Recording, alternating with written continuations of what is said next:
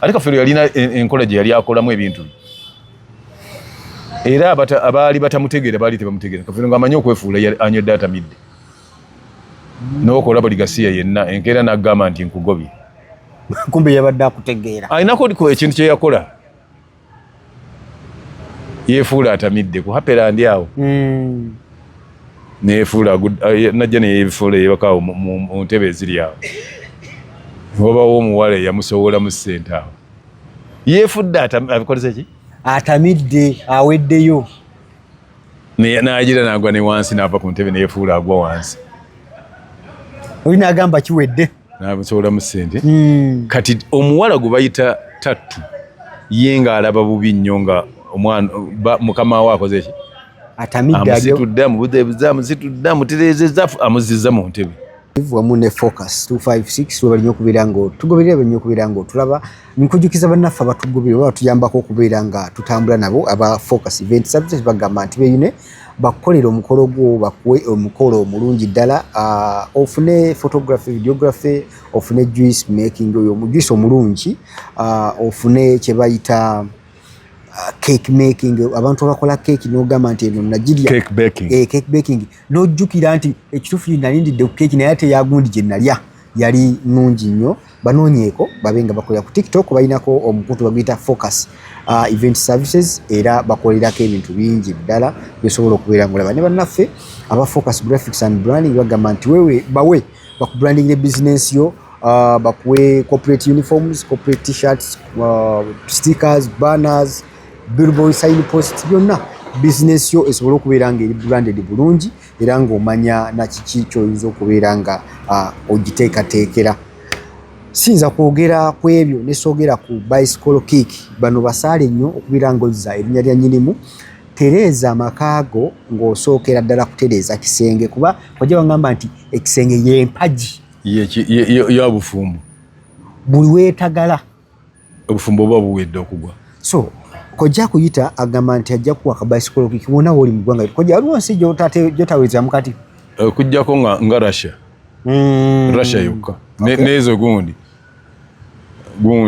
Russia ezo Bosnia ensi eziri awo okuliraana Russia abasigadde yonna bansobola okutuusa ebintu kojja ddamu basomere ku namba ennamba eri 07554 okay netonde bwetondezi waliwo embadde netondera olw'ensonga nti abantu b'omu Middle East ennyonyi naguno gwakati zinatandika kutwala bintu ate waliwo abakola order zaabwe nzirina baweereza ne ssente zaabwe abo bo mbetondera. Waliwo n'abantu abadereyi nga ba USA na Canada mabumu Far East Western countries Far West nazo nkola ki mbetondera kuba engeri gye bali banzibako essimu addresses zammwe nga tokyazirina zaali zimbuzeeko kati gwe abandabye oba awulidde oddamu nsaba oddemu onsindikire ku address zammwe sobole ebintu byammwe okubeera bolingo obulungi bibatuukeko. Kale kojja mu episode yaffe eno eringa era endala ku about Kafeero oba kukwatagana Kafeero nandyagadde nnyo kojja omuntu atafuna bukaseera kuba ataaliwo kale naye yaliwo ebiseera ebyo naye teyamusembererako okumanya ennyo ku kintu tukiyita nti those sad memories gwe zojjukira ezatuuka ku bulamu bwa Kafeero before nga tannafa n'ogamba kino kyo bannange kyankuba wala kino kyo kyatuukawo nga tuli wano emboozi ey'ebintu weebityo omuntu byayinza okubeera nga ajjukira mu bulamu bw'omugenzi. Waliwo bintu ebimu ekintu ky'okuba nti gundi ekyasinga okukuba Kafeero ewala ennyo Kasozi gundi basudde kufa. Kasozi okufa tekyatiisa nnyo Kafeero kuba Kasozi yalwalira ebbanga ddene nti omuntu bw'alwala akuwayo that time netumulambulanga netugendangayo nga basetinga bakusetinga okumanyiira embeera enaabaawo. Yalwalira ebbanga ddene naye basudde yava wana Kamungezi twali tuli ku Nairo wali ku Nairo Theatre n'agamba nti ngenda waka agendako waabwe nga yakagula n'emmotoka eyo empya gye yali mu Land Cruiser. Kati gwe lowoozaamu oli okugamba nti ate bwe bagenze afudde nga tuli eno nga ne tugafuna amawulire ate twagafuna leeti kubanga bagenda kawungeezi twagafuna ku makya. Tewali mpuliziganya. Mpuliziganya yaliwo naye nga yali ntono. Twagafuna ku makya. Kyamukola bubi nnyo. Wolwo kitegeeza mu field bwe baali bali nga batambulira wamu kuba bo baali balina enkola yaabwe. Katonda yabayamba nti yali triangle. Kati okubeera nga baali bakola nga basatu bonna bali bavuganyiza mu field emu naye nga tebayombagana tebakola ki nga baagalana bwagalanyi ekitali ekizibu okusanga kakati ekyo kyamuzza wala nnyo ng'alaba asigadde ki bwomu era kyeva yimbala agamba nti olumbe akasajja kaabayodde kanywa tekabazitowereddwa kaabayodde kanywa kati ye asigadde kwemagaza okuva mu kyenda mu meka. That was 1997. Atandika okubeera yekka olwo kati alaba bali ababiri obulamu bwamukaluubirira nnyo era yasooka n'aba muyongobevu ebbanga ddene ng'ate emabegaawo era waliwo gwe twali tubeera naye kuba Mabirizi yali mukwano gwe n'afa awo n'abeera mu mbeera eyo ey'okwewunika. Gundi omuvubuka baamuyitanga Kasujja naye Kasujja kozi wange mbuli Kasule Kasujja naye yali muyimbi oba yali wabi yali mukubi wa bidongo yakubanga solo era yakuba solo y'omuvubuka munnange ennyimba za kafeero ezo ezasooka yali akubira mu bandi ya Makula Guitar Singers n'afa naye yamukola bubi. Waliwo Rosette Nakubulwa twayitanga Ssenga mwannyina wa Misuseera Segamwenge yali mukwano gwe nnyo kale wadde baafunamu obutakkaanya obutonotono naye nga yali mukwano gwe n'afa.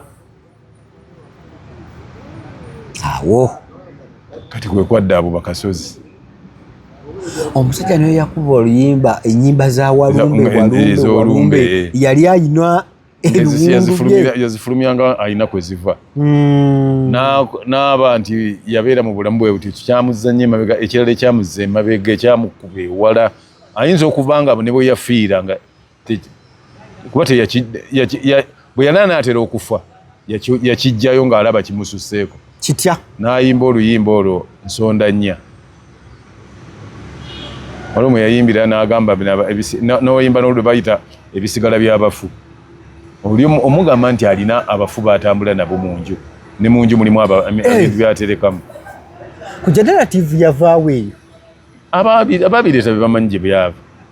tisinza kugamba nti byava wano naye Kafeero yanyiigira ekintu ekyo n'agamba bandi oba kale baali baagala kunkola nga kuleeta gundi bweti bandi ninze nemba nga wendi bamulanga kubeera mukunja ne batajja siyinza kumanya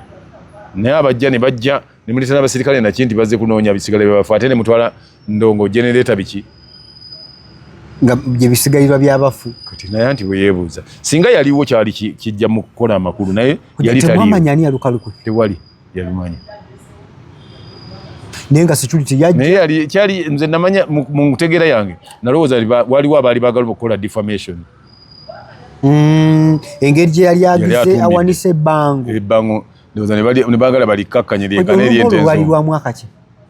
olumba olwaliwo biseera ki kyenda mu piiki ye teyali bbiri mu kaaga yali atandise akugira awo okuyebayeba anti ebimu ku bintu ebyasinga omuleetera n'obulwadde okweyongera manye buli lwoba stressed ng'olina ekikutawaanya biri ndowooza bukyali 26 awo kuba kugamba yafa 27 kitegeeza mu kaseera ako era yali atandise kwegamba depression yeeyongerera ddala nawulira bubi kyamuyisa bubi waliwo ye nakyo ekirala waliwo ekyamba olwo kiwali oŋŋambako kojja ne ŋŋamba ne ba mu kamera kati waliwo ekyenkovu waŋŋamba nkovu eno waliwo ey'omukyenyi waliwo show yali etegekebwa nga bakayimbira balina omuzannyo gwe bawandiise oba twakola wazzana twakola kajja sikyajjukira walungi we twali tuva nze ne bannona waliwo eyannona naŋŋamba nze nemugamba nze ŋŋenze kumba agenda alina digi agenda kuvuga digi kuba yali aguze eddigi kojja za enene zino ezo 450 n'avuga neemukuba bubi nnyo era mba ndi mu kibuga enkeera nga bakayimbira Mr. Senkubuge nga nnoonya ambuuza nti balina emmedi nsereko akubuuza owaayi munywanyi wo omunywanyi tumulabye tutya tumwetaaga waliwo ogundi yaffe egenda kutandika naye ate tetunnamuwuliza agamba nti nange nayawukanye naye eggulo ne bambuuza omanyiye eka nti ye ebiseera ng'abeerawa Maganjo yes ne tuvuga ne mugende Maganjo tugende Maganjo tugenda okutuuka eri nga botunda kafeero dduka misinde yeye ataddemuko ogundi kati ebise saagala kukigamba kubanze namulaba amaze okugwa saagala kunnyo kuwaayira simanyi oba yali atamidde oba yali tatamidde naye ekikulu mu byonna ng'ali abunye ebiwundu yenna naye bagamba baali batambula bati ekyo nze saagala nnyo bw'ababa baali batambula bati nze nagambye nze saamulabako ng'anywedde atamidde gwe naawe wali yagenda okufa nga wooli ku nsi wamulabako ng'atamidde samusembera nali wala kinkugamba nti kati wali muzibu okumanya ate Kafeero yalina enkola gye yali akolamu ebintu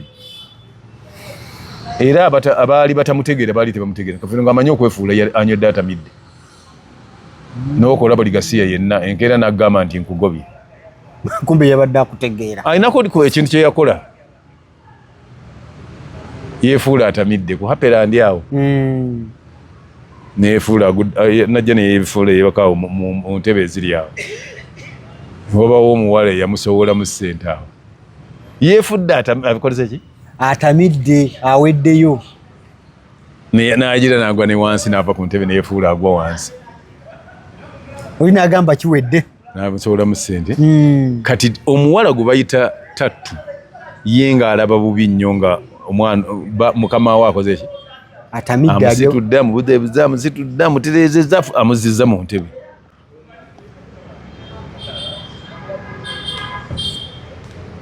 naye kati ate kyoba otya omanyi Pawulo kyova olaba ekyo kyali kyamuntamya teyanyega muwala oli gwe yalabye ng'amugjamu ssente ndowooza olaba omuntu omuzibu ng'oyo teyamunyega n'asirika newayitawo ebbanga n'alyoka amugoba nga ye takyajjukira kikola ki nga tojjukira nki kyakugobeza kati ye Kafeero nga kizibu nnyo ne bwe mubeera wali nemuvumira wali ajja kikuuma ne mujja wano bwakusanga takuddamu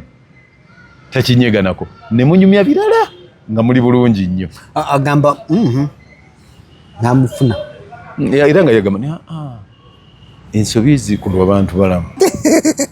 ajja kutereeza ajja kutereera kojja tuddeyo wali kati mumusanga nga yenna biwundu bisa kubayita okuleenya piki yakubya oli neyesigama nakati yabanyumiza atuuka atya ewaka emaze babaani abamuyoolayoola naye nga bamutegeera bwomulabu awo nga bafiirawo abantu ne bamutuusa awaka bamukolako first aid awo Senkubuge n'agamba nti tugende naye mu ddwaliro ne tujja naye paka mu ddwaliro liri awo Pride Theatre awo weeri bw'oba okkirira ku mbuzi awo waliwo awo baasi ezisimba awo baza kaliita kati bw'oba oziyitako baasi kaliita yaggwawo ono ndowooza oba niezo eri baasi eri wano baasi nzirabawo nokkirira waliwo awo kakalina wewaali kiriniki mwe twamutwala wano waliwo n'essomero ate essomero liri wala nnyo bali amwanga biki Kampala Secondary kati tumutwala ne bamujjanjaba era okwola show gye yatandika saa 9 ng'alina okwambala enkuufiira ebiwundu bino ebyali mu kyenyi obutakola ki naye ye muntu omugumu gwenkyasa okulaba nga yayimbira mu agone kojja enkuufiira eno ejja luvannyuma teyali nayo eri emabega teyali nayo enkuufiira mulimanyi yatandikira awo sitayiro y'enkuufiira etandikira awo ku nkovu yemu n'eno enkovu eno eyawano yajja nayo yo yajja nayo sirina kyenjimanyi nako naye yeyajja nayo naye eno yeyava muki bonna ne basudde era yagifuna bweti naye yafuna accident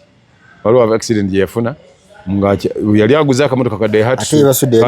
yali wano kali kenkana nga Vitiz. Yes. Yali avuga okufuna accident. Yenkova eyo. Kati gundi yafunayo ne sadi gundi memories endala.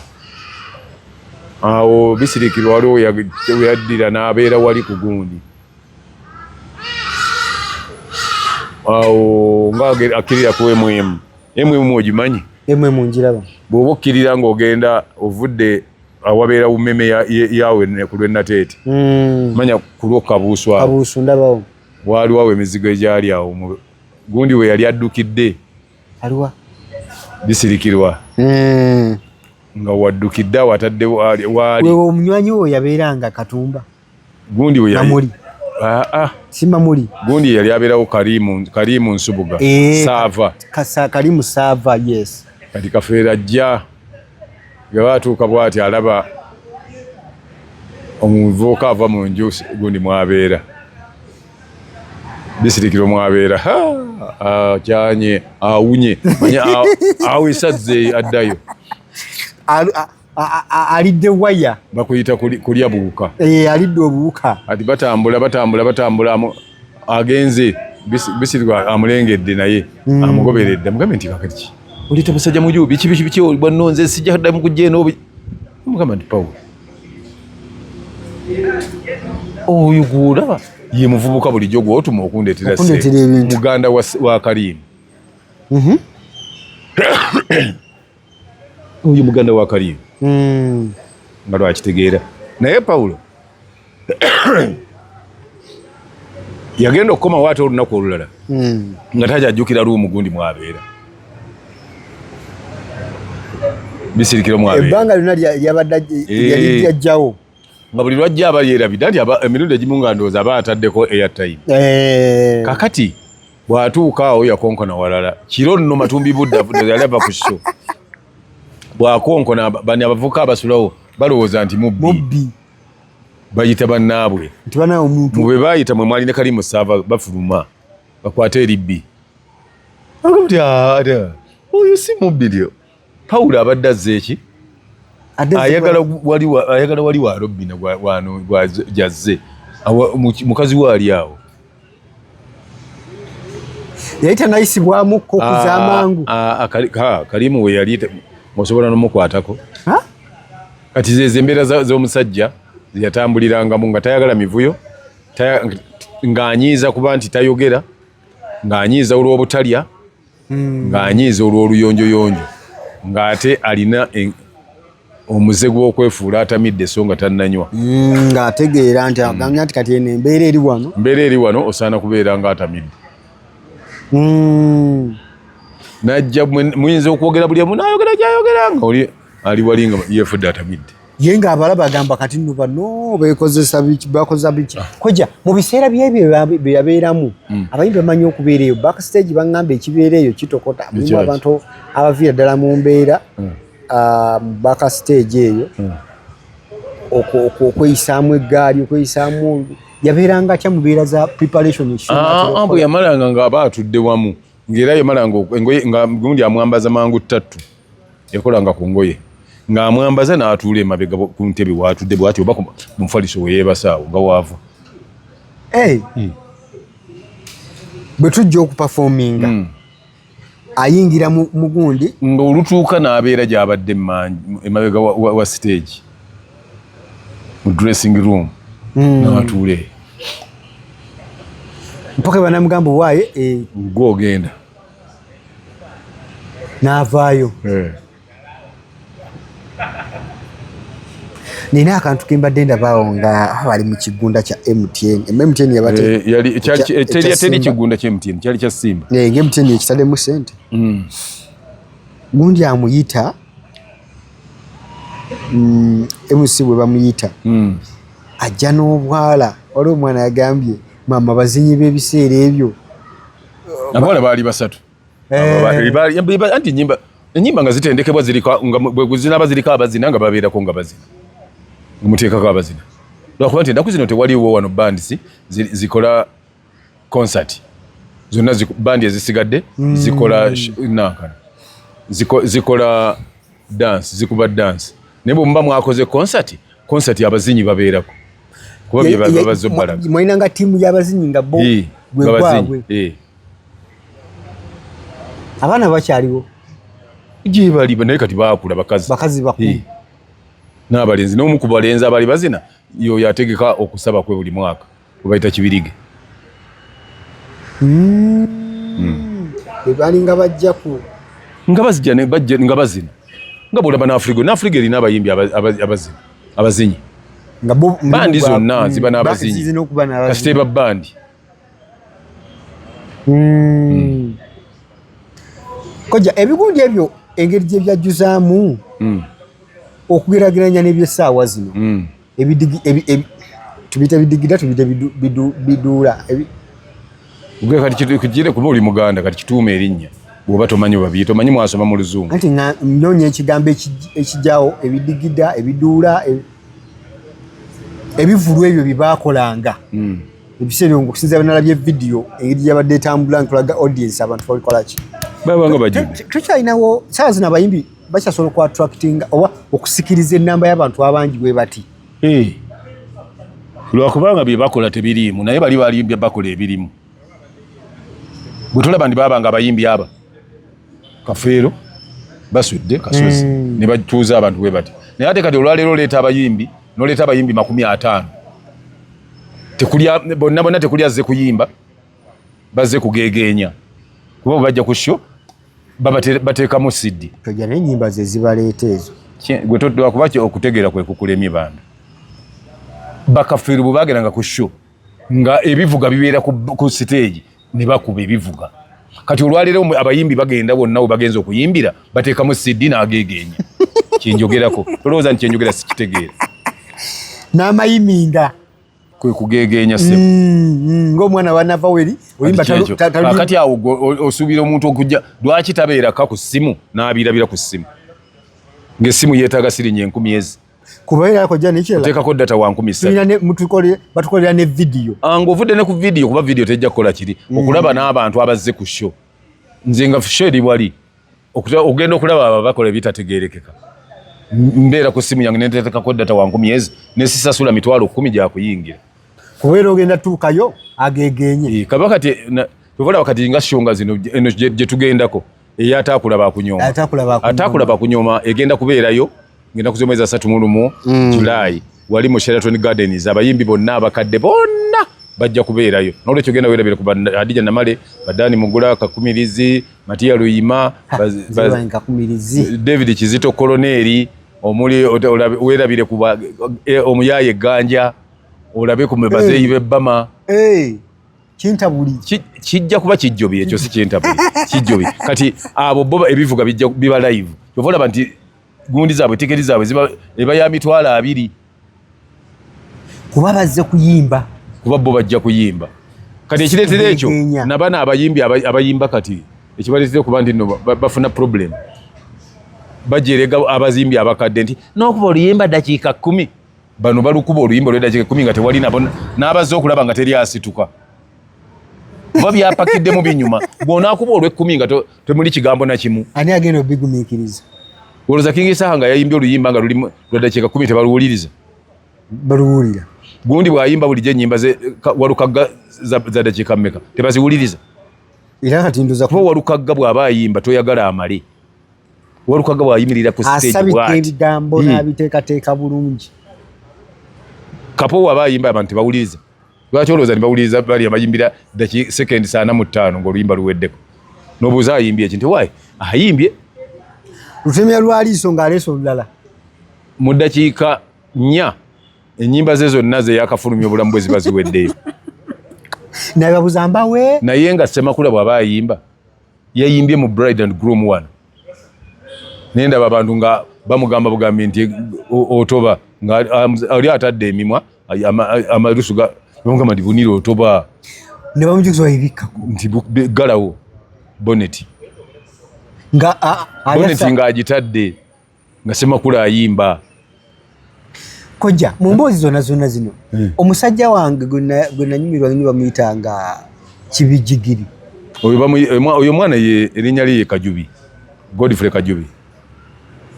Erinnya bamutuuma Ttuume ate n'alyagala nnyo wadde baali bavuma muvume naye n'alyagala ate abantu nemutegerera mu erinnya ate mugyali is a very good singer and very good composer mwali mwatakula bajja kubeeramu naye tiketi bwe twogerera kati zatandise okutundibwa mu balunywa promotions n'olwekyo buli ayagala tiketi zatakula bakunyooma mu gyeziri bulungi nnyo mu balunywa promotions ez'okubeerawo ng'ennaku z'omwezi 31 July wali ku Sheraton Gardens. Koja gundi ono ogambye Kajubi kibijigiri Godfrey Kajubi baliko kono balina kokola kwatene n'omugenzi mugenzani Kafeero yayimbiranga yayimbanga mu gundi yayimbiranga mu matendo Kajubi yajja mu 1992 na ogenda mu matendo promoted matendo demonstration school ndowooza je yava nayingira matendo band ayina olimba luno yayimba luno olw'omuliraano waliwo n'olw'ebulaaya lwamunywesa beyo wakalaggalaga n'agamba ndi bwemba neeseti nze n'essatu nzikuba nasajjabo ayina drama oyo mu Uganda abasinza drama omulungi ku stage Kibijigiri Matiya Kakumirizi balina artwork mulungi nnyo kwegamba agenda ayiyo oluyimba naye nalukolera na kati gwe ojja kulaba oluyimba lwayita Kinyoozi oba mukyala Naggujja zijja kuba mu kivulu kino ojja kukkiriza ekirungi ndi mukyala gwe tulabye agenda okuyimba omulala ye Ndagire Josephine yajja okuyimba ne Catherine bayimbe ne mukyala nedda nnyabo anyo papa nnyo Ndagire Josephine yayimba Nabitaka naye ajja kuyimba mu luyimba olwo mukyala Naggujja bajja kubeera ne Rose Nakanwa origino yagirimu Rose teyalimu bali mu Catherine mwalimu Catherine Namatovu mwalimu Rose Kakumirizi ne mubeeramu mwalimu ne Namirimu Rose Kakumirizi wali ye mukyala Kakumirizi tebyali nali manyi nti bali bagira buguzwa tetulikola byomanyi tuwogera ku byali oyo mukyala w'eddala ali waka yatokose ettooke ekyo sijja kiddamu bwekimala okugamba ndi mukyala we ate nogamba ate yatokose ettooke nedda ayokya byuma ayokya byuma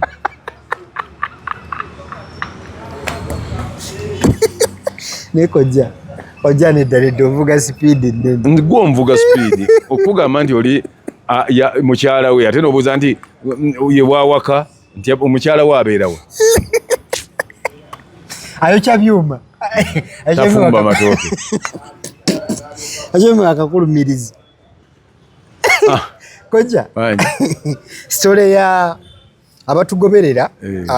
tubamu obwo buyitamu ekyo kyo tewaliwo muntu ayinza kubeera ng'olinga asoma Bayibuli temweyongeramu kirala olaba kati abantu ne bafaaza ne baani bwe bakiyiga nti abantu bakoowa okuwuliriza ekino oba Bayibuli ey'omwaka guno ne bw'oligisoma omwaka ogujja bw'eba kati tekiwuka kati abantu eba tekyabanyumira oba tenyuma so waliwo ze tuyita feelers era bw'oba tozaagala ng'ogenda otegala gundi emikutu gyegiri waliwo egy'eddiini mingi egibuulira enjiri ng'ogenda ogezaako egyo abatugoberera ku mukutu gwa Kojja Kata exclusive abali ku Focus tubajjukiza nti zino episodes oba tugenda kukola nga egundi emboozi eziddiringanwa naye nga tuziteekateeka tufuba nnyo okulaba nga tunoonya ebintu igwe byanditaze okubeera ng'omanya ate era n'ekirala bw'ogenda ku mukutu guno nkusaba waliwo ke bayita playlist eno tukuteekerateekera ebintu ebyenjawulo tulinamu ddala Uganda zaabu waliwo ebiri eyo tulinamu kadongo kamu awo tugenda kunyumya mboozi ya ndongo ya kadongo kamu episode eno gye tulimu ya Paul Kafeero ate ne tumutegekanga bwali tunaleeta eyabasudde nayo tugitege nga bweri abayimbi ba Uganda bannakinku tukuwa profile zaabwe nabo gye bali so genda okebereko oba onoonyeeko ebintu ebyo nga bikuyambako osobola okuba nga otegeera n'okumanya ofuuke mukugu mu ebyo ebyafaayo. Otherwise nze Ade Wilberforce Ssekirime Muyanja mbadde ne Kojja Kagatono ng'atuyitiramu ku ebyo ye byamanyi ebyesi byambu wabula byamanyi byalaba ebyabeerawo nga waali. Kale tusigale mu vidiyo ezijja mu maaso awo nsikiriza nti olunaku lwa leero tukumi wano. For now, bye bye.